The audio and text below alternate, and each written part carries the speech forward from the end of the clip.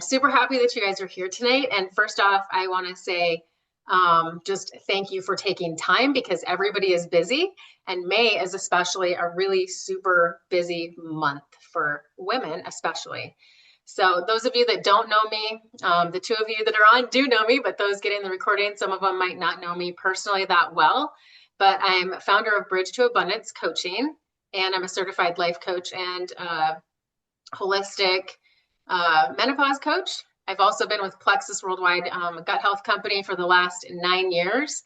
And I'm just deeply, deeply passionate about helping women understand what's actually happening in their bodies and during all of these different changes that we go through in midlife.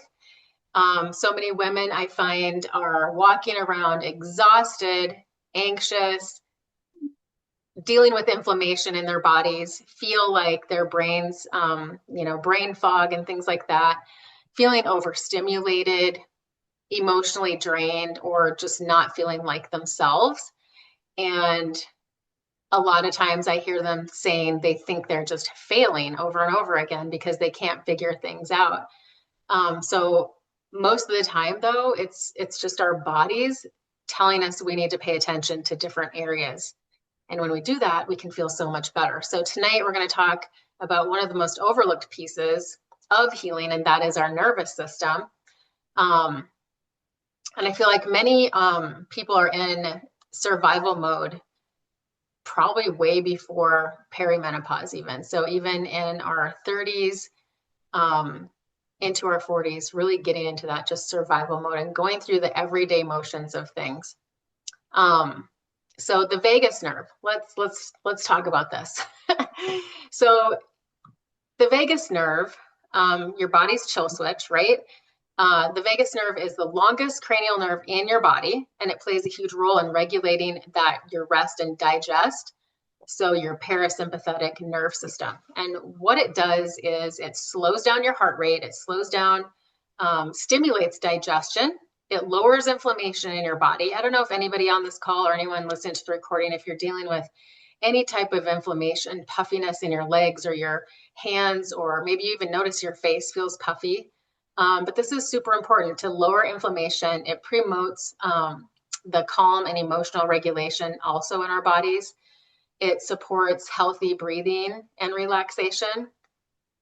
But here's the thing is that if the nervous system thinks that you are constantly stressed, if you're constantly feeling overwhelmed, emotionally unsafe, maybe overworked because everybody's busy, right?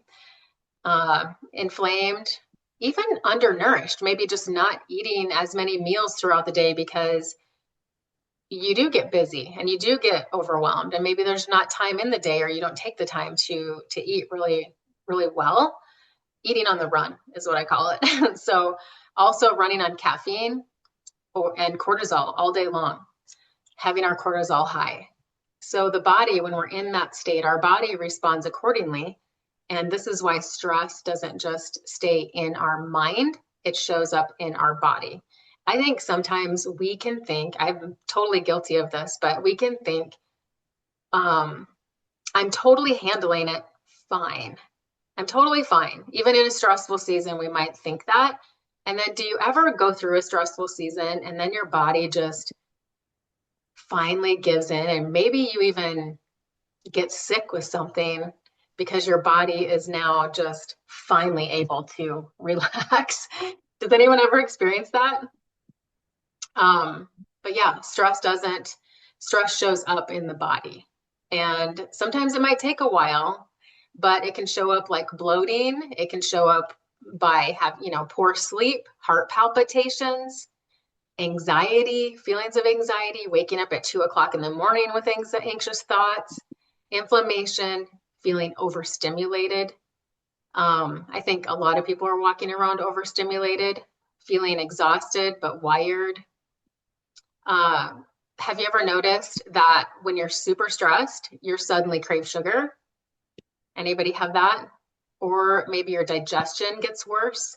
Maybe you snap easier at people, lots of irritability. Maybe you can't sleep even though you're exhausted. And that's not weakness, that's nervous system overload. Or maybe you finally sit down at night to relax and instead your brain starts racing. That's a dysregulated nervous system too. And I got to say this, that your labs can all come back looking normal, but it doesn't mean that you feel normal. I have talked to so many women, and I was one of them, where my labs would come back normal all the time. And a doctor would look at me and be like, I don't know what you're talking about. But I knew I didn't feel right. So, and just because stress has become super common does not mean that it's normal for our bodies to be under that kind of stress. And although these things very much help support your body during healing, it's not just one thing. So we can do all kinds of things, like maybe we're supplementing with great supplements, which I love Plexus, y'all know that, and it has helped me so much. Maybe we're taking a deeper dive and looking at hormones, and maybe it's not just your willpower, it's not just supplements, it's not just hormones, so it's not just one thing, it's kind of a whole picture. So we want to be looking at everything. And all of those things are amazing, but the nervous system has to feel supported too. And so that's what we're talking about tonight. And honestly, I think one of the hardest parts of midlife is that so many women tell me, I don't recognize myself anymore, not just physically, but emotionally. I just had a lady this last week that said, I do not even recognize myself emotionally. Things like shorter patience, stress tolerance might be like really small. You feel emotionally exhausted easier. You feel overstimulated by noise, by clutter. Do you ever just like open up a closet and you're like, or clutters around the house and you're like, I have to clean this house so that I can think straight. And you feel so much better when the house isn't as cluttered. But maybe right now, just a little things are setting you off more than normal. And maybe it's even notifications. Maybe you have a job where your phone is constantly buzzing and there's clients that are constantly needing you and your phone is constantly alerting you, buzzing all day long. And you just feel like you can't handle it. And a lot of times when women are feeling that way, they feel like there's something wrong with them, but it's not. It's your nervous system that is carrying just so much more than people realize. So even if you think about it, if you have kids in the house, we as women can carry other people's challenges too. If our kids are going through a hard time, and it doesn't even matter if your kids are living at home, they could be out of the home too. And we carry that too. So we're kind of trying to regulate everybody else's emotions along with our own stuff,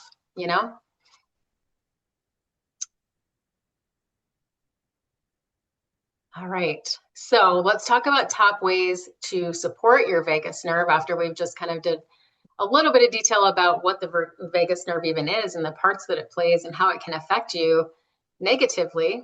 And also we went over what it helps support in your body as well. So because we live in a world that constantly stimulates the nervous system, things like our phones, like I said earlier, with our phones buzzing and the notifications, especially if you have a job where people are constantly contacting you, all the rushing around, just everyday stress, people pleasing, poor sleep, blood sugar crashes, constant stimulation, and eventually the body gets stuck in that go mode. And so these tools may seem simple, but simple doesn't mean powerless. Because sometimes I'll hear women go like, that just sounds too simple. Right. But try it and see how you feel. So let's talk about the top ways to support your vagus nerve. So deep, slow breathing. Tell me in the chat if you have done deep, slow breathing before. And you guys can see these slides, right? They're large. Give me a thumbs up, Monica, if you can see the slide. Okay, cool. Yeah. Just thought I better be sure. Okay, so deep, slow breathing helps support your vagus nerve, your nervous system, especially inhaling and exhaling longer than you inhale. So right now, even if you're doing laundry, no matter what you're doing, I want everyone to just stop for 1 minute and take a deep breath in and hold it for 4 seconds. And when you release it out, I want you to think about releasing everything out of your body that maybe has been affecting you today. So ready? Here we go. Breathe in and hold it. 3, 4. Now just blow it out of your mouth longer than you inhaled. You should feel your shoulders relax, your arms relax, your neck should feel better. And if you do that a few more times, you can keep doing that as I'm talking. Do it 3 times. It is going to help you help your nervous system come back down into digest and rest, which is what we want. We want and we need to support our nervous system. So another one to support is cold exposure. So if you're feeling stressed or you're anxious or having anxiety, you can go in the bathroom and splash your face with cold water, and it really, really helps. So cold face splash or short cold shower bursts really, really help support that vagus nerve. Also, I love this if you're feeling stressed, feeling anxious, humming, singing. Isn't this cool? I mean, no wonder why I feel so great when I turn on worship music and I'm all of a sudden I find myself singing. Or, if you're driving down the highway and you have good tunes going and you're singing along and then you feel relaxed, right? So there really is something to that. Humming, chanting, sing a tune, sing away.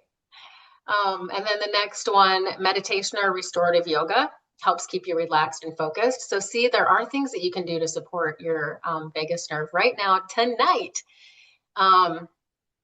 Alternate nostril breathing. You guys, if you wake up at 2 a.m, literally hold one nostril closed and just breathe through the other one. It literally helps you relax and it brings your cortisol back down. Laughter and social connection, obviously, right? There's nothing like getting together with friends and literally having such good laughter time. Doesn't that feel good? Or maybe you're with family and you're having a game night. Oh my gosh. When our kids were little, we had game nights all the time, every single week, and it was so fun. Why do we get away from that? So the stronger your vagus tone, the better your body handles stress and recovers from it. So put in the chat if something in here is something that you're going to try this week or tonight.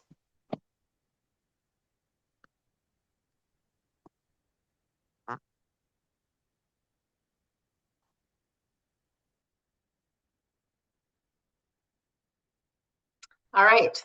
3 things that are, and I can't see the chat right now, but I'll look at it when we're done. 3 things that are undermining your stress support efforts, basically sabotaging our efforts, things that without even realizing it, right? So one would be using exercise as stress relief when you're already stressed. I used to do this all the time. I literally would do this all the time. If you're a runner, you might do this. If you're stressed, you might go run.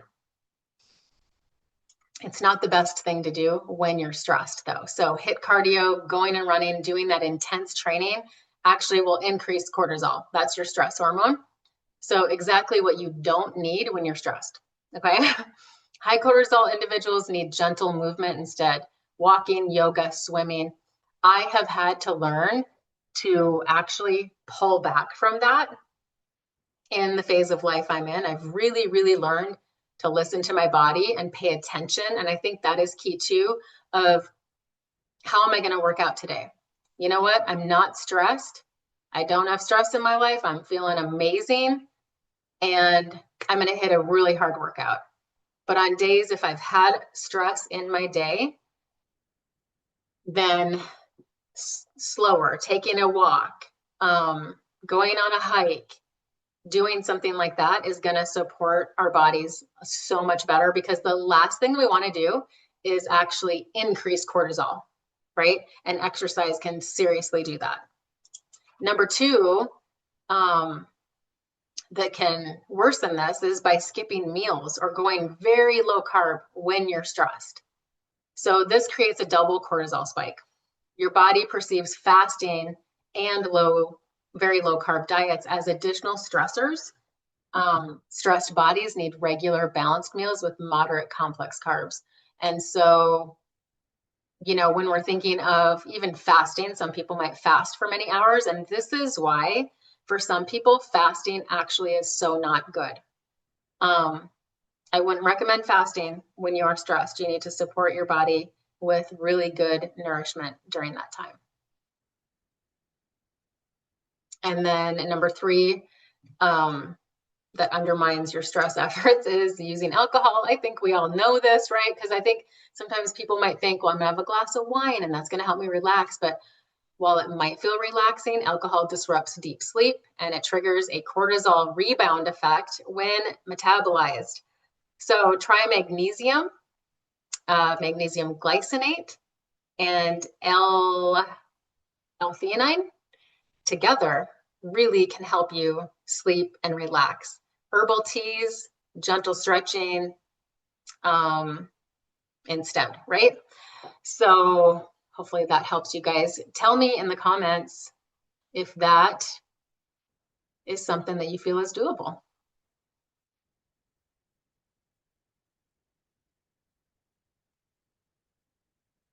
All right, so, oh my gosh, I love talking about grounding. Grounding, the earth's free healing power. So another way to support our nervous system, our vagus nerve. And honestly, do you ever wonder why walking on the beach, you feel so good? When you go out hiking and you're away from your phone and all of that stuff, and you just feel happy, you feel calm, that is the power of grounding, or you might hear it called earthing. Even, watching a sunset, do you ever just stand there and you just are in amazement and it just feels so good? That's not just in your head. That's, the body was designed to connect with nature. And honestly, we were never designed to spend all day indoors under artificial light, stressed, overstimulated, disconnected from nature, and scrolling on our phones, responding to all of these notifications all day long, or listening to the news. Oh my gosh, keep the news off, right? So sometimes women think they need another extreme plan, but when honestly their body may just need nourishment and sunlight and movement and minerals and hydration, peace, prayer, rest, music to sing along to, right? More about grounding. What is grounding? If you've heard of grounding or you do grounding, tell me in the comments. Grounding, I love it. Grounding is the practice of directly connecting your body with the earth, with the ground, in your bare feet, not on concrete, actually in the grass, in the dirt.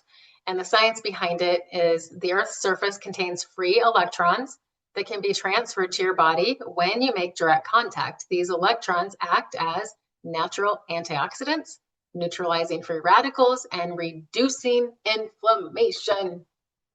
So good.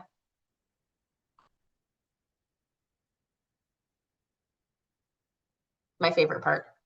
Benefits of grounding. Notice how almost every benefit on this list overlaps with the exact things that a lot of midlife women are struggling with.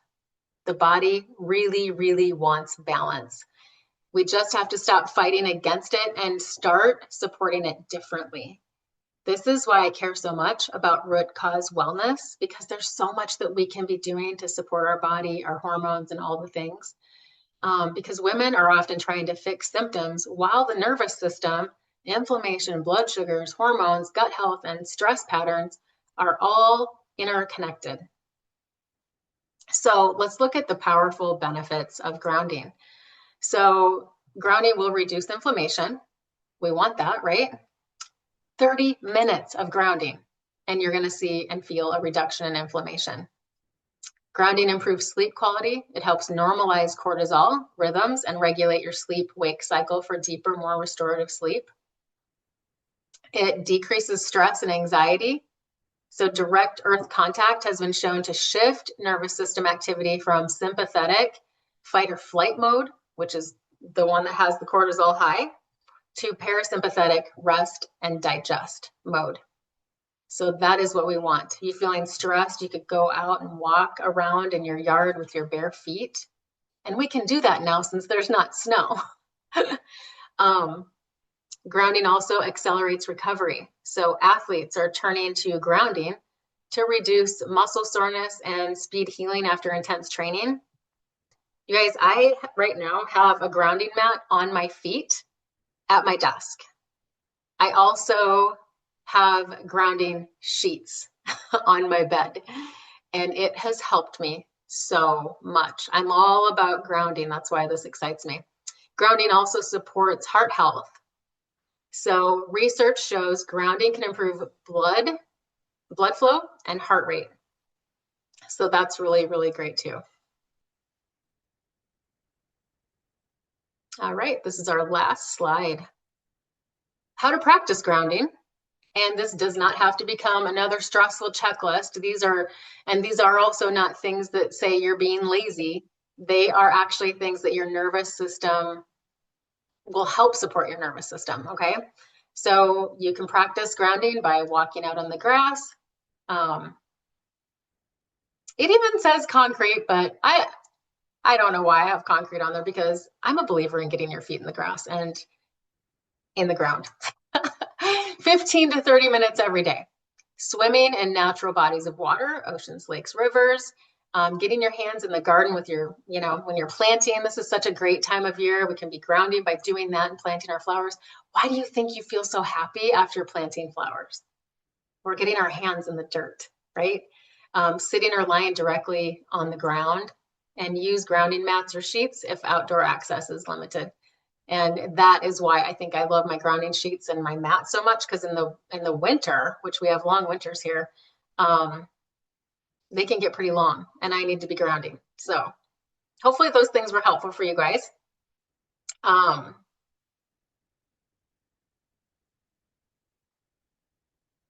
Is that my last graphic? Yep, it is. Okay. So I truly believe that so many women are not broken and their bodies are just feeling overwhelmed. I've gone through phases of that myself. So I do, come to you guys talking about my own experiences of that too. And learning, like I said earlier, just learning to listen to your body and pay attention to how tight your neck is or how tight your body might feel during times. You might need to do that deep breathing. You might need to go walk outside to support your body and bring down that cortisol and support your nervous system. So the healing part is not always about doing more. Sometimes it's about supporting the body just differently, not with punishment, not with working out more like we were talking about, not with extreme dieting or extreme fasting and things like that that might stress your body more, and definitely not with shame. Give yourself grace and just learn, a new habit of just really paying attention and loving yourself. But with nourishment, support, regulation, awareness, consistency, and when the body finally feels safe, it can really, really begin to heal. When I started doing I got to talk about lymphatic massage. If you've been with me very long, I talk about lymphatic massage a lot. And when I started really paying attention to how I was feeling and supporting my nervous system more with deep breathing, with grounding, drinking teas at night, supporting my body in those ways, taking my supplements and being consistent. And I started the lymphatic massage as well. And when I started doing those things, my body released over 20 pounds in about a 10-month period.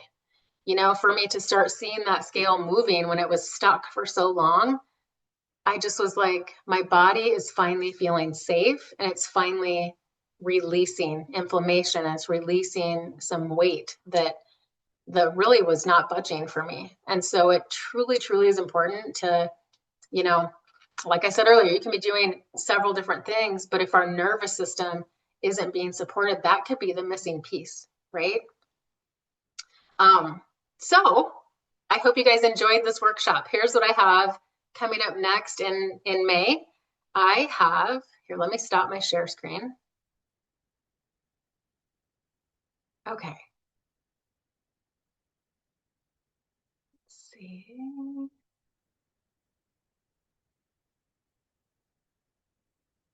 There we go. Okay, so in towards the end of May, I have a workshop coming up that's going to be talking about labs. I don't know if anyone has ever been confused about what labs you could run, what labs, certain labs mean.